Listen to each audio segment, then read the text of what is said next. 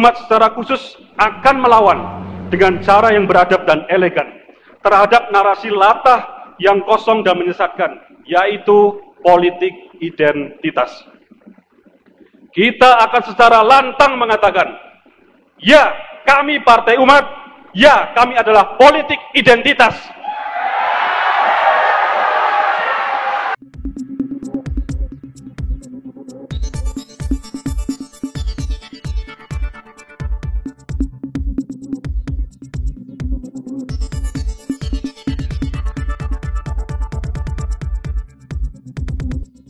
Partai Umat kemarin bikin acara Rakernas. Di acara itu, Ketua Umumnya Ridho Ramdhani itu ngomong bahwa Partai Umat, partainya Amin Rais, itu adalah partai yang akan menggunakan politik identitas untuk kampanye partainya. Maksudnya politik identitas karena ini namanya Partai Umat tentu saja akan menggunakan agama untuk menarik calon-calon pemilihnya. Bahkan ketua umumnya ngomong akan menjadikan masjid-masjid sebagai alat sosialisasi politik. Kalau bicara soal politik identitas, Partai Umat itu punyanya Amin Rais atau katakanlah partai yang dibangun oleh Amin Rais setelah Amin gak kepake lagi di PAN atau tepatnya tersingkir dari PAN. Soal singkir menyingkir itu gue nggak tahu backgroundnya, tapi Amin memang sudah tidak lagi di PAN, kemudian mendirikan Partai Umat. Nah, sebetulnya cocok karena Partai Umat ini mendeklarasikan mendukung Anies Baswedan sebagai calon presidennya. Dan kita tahu sudah menjadi rahasia umum cara-cara Anies berkampanye, apalagi kalau kita merefleksikan pada Pilkada 2017 di Jakarta, itu menggunakan agama sebagai tunggangan untuk mencapai kekuasaan. Jadi ini klop banget. Perkawinan Partai Umat dengan Anies menunjukkan atau menggambarkan dengan jelas bagaimana pola permainan politik kalau nanti Partai Umat dan Anies Baswedan dua-duanya ikut dalam kontestasi pileg maupun pilpres. Ujung-ujungnya agama lagi yang bakal jadi bahan tunggangan. Ujung-ujungnya ya kopar kapir lagi. Ujung-ujungnya adalah menyesat-nyesatkan orang yang berbeda pandangan. Dalam Rakernas Partai Umat, gerakan politik identitas itu tercermin dari sebuah berita bahwa ada wartawati di sana yang dilecehkan. Gue nggak tahu bagaimana kejadiannya, tetapi ya ada wartawan yang meliput barangkali sebagai refleksi politik identitas Partai Umat, maka wartawan ini dilecehkan. Bukan cuma wartawan yang dilecehkan.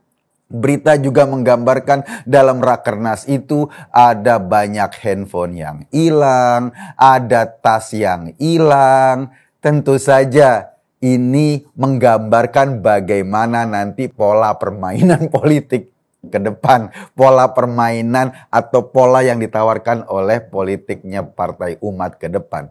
Meskipun sebagai institusi dan selayaknya Partai Umat minta maaf bahwa dia minta maaf apabila ada anggotanya, ada kadernya, ada pengurusnya mungkin yang melecehkan atau merendahkan harkat martabat perempuan seperti pelecehan wartawati di acara Rakernas tersebut.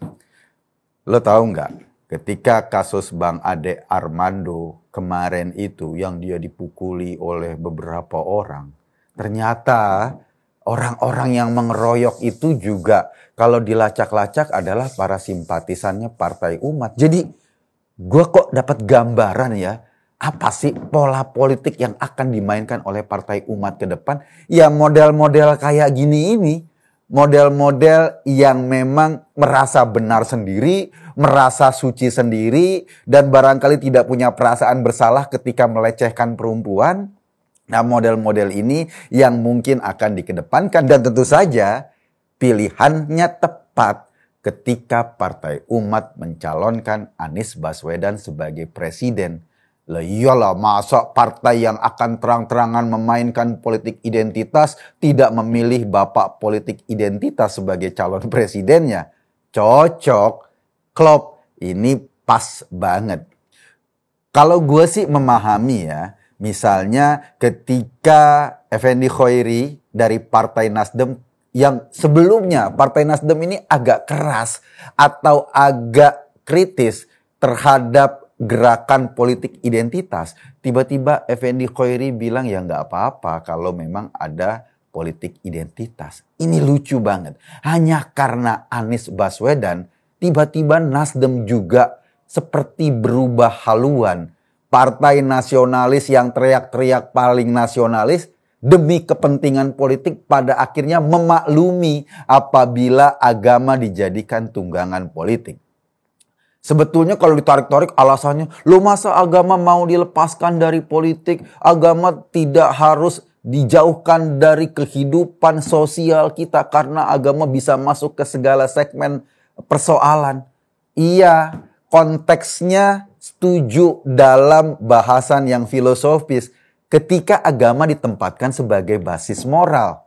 Misalnya, kalau lo jadi politisi pegang jabatan, jangan korupsi. Itu adalah politik agama. Kenapa? Karena agama tidak setuju pasti dengan korupsi. Lo jangan nyolong, lo jangan lo jangan melakukan tindakan-tindakan yang membuat lo nggak menjaga amanah jabatan, duit negara, duit rakyat. Itu memang bagian dari perintah agama. Agama sebagai ajaran iya, tetapi ketika lo mempolitisasi masjid, lo menjadikan mimbar-mimbar agama sebagai mimbar kampanye, dan kemudian mimbar kampanye ini ujung-ujungnya yang namanya kampanye, bersaing, menganjurkan untuk memilih sesuatu, kan lo akan banding-bandingin. Yang ini adalah partai Tuhan, yang ini adalah partai setan. Seperti ketika Amin Rais ngomong dulu di Pilpres 2019, ada partai Allah, ada partai iblis atau partai setan. Ini kan cara-cara yang kemudian bisa diturunkan sebagai bagian dari politik identitas. Itu yang kita lawan, itu yang tidak kita setujui. Itu yang harusnya menjadi musuh bersama. Kenapa? Karena kalau politik sudah bawa-bawa agama, kalau politik sudah menjadikan agama sebagai stempelnya, ini akan berakibat fatal bagi masa depan bangsa ini. Sebetulnya aturan-aturan dalam undang-undang politik kita udah jelas-jelas loh. Melarang kampanye politik di masjid, di rumah ibadah, di lembaga-lembaga pendidikan. Kalau misalnya di kampus ada diskusi politik ya bukan kampanye politik, tetapi menjelaskan politik dalam kerangka ilmiah. Begitupun mestinya mimbar-mimbar masjid kita tidak digunakan untuk kampanye pilih A atau pilih B, tetapi digunakan untuk memberikan pesan moral bahwa kalau mau berpolitik, maka berpolitiklah yang adil.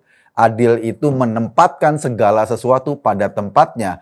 Kalau mau memegang jabatan, maka pegang jabatan yang amanah. Yang amanah itu artinya menjaga duit rakyat, kemudian mengambil keputusan-keputusan yang tepat tanpa harus ada kompensasi ekonomi dari keputusan tersebut. Itu basis agama. Tapi nggak perlu dipakai stempel-stempel ini agama A, ini agama B, ini agama C. Karena semua agama pasti tidak setuju dengan korupsi. Ada nggak agama yang setuju dengan korupsi? Atau ajaran agama apapun yang setuju dengan korupsi? Gue yakin nggak ada. Ada nggak ajaran agama apapun yang setuju dengan nyolong HP? Gue yakin nggak ada.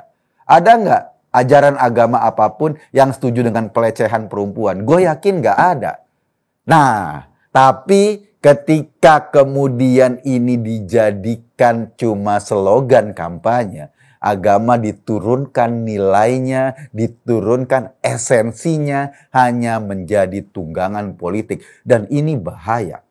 Gue rasa ya, dengan statement kemarin dari Partai Umat, Kayaknya KPU, Bawaslu sudah mulai harus hati-hati. Itu setidaknya peringatan bagi kita atau peringatan bagi KPU dan Bawaslu untuk benar-benar menjaga masjid-masjid kita, rumah-rumah ibadah kita, menjaga kesuciannya dari kekotoran politik. Bukan berarti politik semuanya kotor, tapi kalau ini cuma jadi ajang kampanye, akibatnya ya kotor.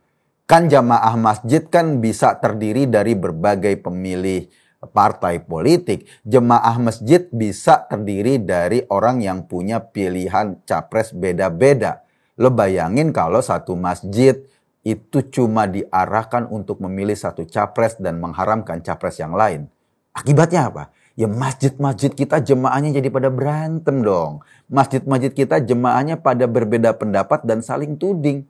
Mestinya kalau mereka berbeda pendapat di luar dalam pilihan politik, ketika masuk masjid, tumbuh lagi suasana persaudaraan, suasana ukhuwah Islamiyah, tumbuh lagi suasana menjalankan kehidupan sosial yang beretika, saling sayang sama orang yang berbeda agama, sayang bahkan sama orang yang berbeda pilihan politik. Tapi kalau masjid kemudian diturunkan derajatnya hanya untuk mendukung satu dua partai, mendukung calon tertentu, itu sama saja merusak ukhuwah Islamiyah justru dari masjid-masjid tersebut.